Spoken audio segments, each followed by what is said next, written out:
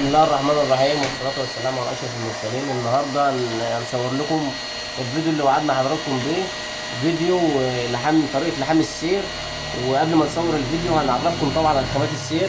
الخامة ديت اللي هي المستوردة البيور، والخامة دي طبعا اللي هي خامة بيور بس مصنوعة هنا، وديت طبعا اللي هي ايه كسر البيور اللي هي القطفة التانية والقطفة التالتة. شوف طبعا الفرق الخامة من بعضها اهوت. ديت السمك بتاعها قليل جدا وطريه خالص، دي يعني دي بتبقى فرشه، دي اللي بيتقال عليها فرشه البطاريات.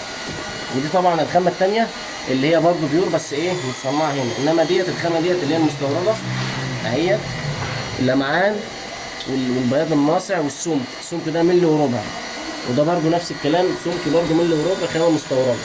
عندنا 3 انواع، دي الفرشه اللي بتتشال البطاريات اللي هي الهرمي، وديت السيور اللي هم بيقولوا عليها ايه البطاريات. طبعا ده بيور بس صناعه هنا، انما ده المستورد.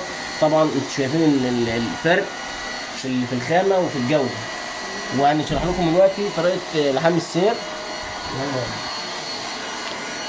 اول حاجه كده لازم تقطع السير على زاويه قايمه وتعلم كده اهو.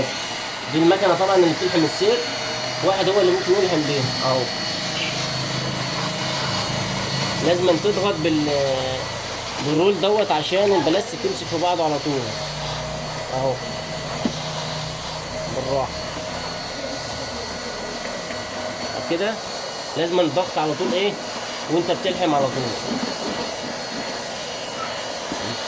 اهو كده. نحط المكنه بين الطبقتين.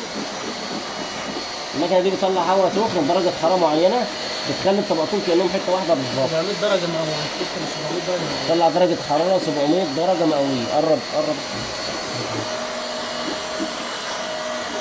طبعا المكنه دي لازم تبقى اللي بيشتغل بقى يبقى سريع جدا عشان ما تسيحش الطبقتين الشفتين على بعض. احنا بس بنسيح الطبقتين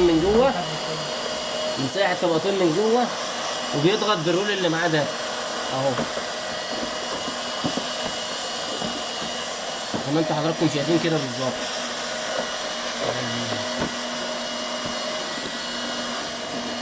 اضغط بيسخن ويضغط. طبعا ده اول فيديو على اليوتيوب طريقه لحام سير السبل، طريقه سهله جدا ومبسطه. بالمناسبه المكنه ديت مش موجوده في مصر، المكنه دي جايه من بره، غير المكنه اللي موجوده في مصر.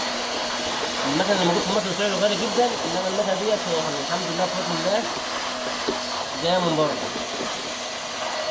بتلحم السير في اقل من دقيقه زي ما حضراتكم شايفين كده بالظبط اهو. بيرجع يمشي على الحرف ده تاني، كده موته بالراحه.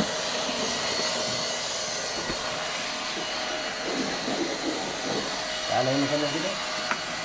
والمكنه دي برضو فيها مستويات من 40 درجه مئويه لحد ما بتوصل ل 700 درجه مئويه، زي ما انت عايز حسب سمك السير.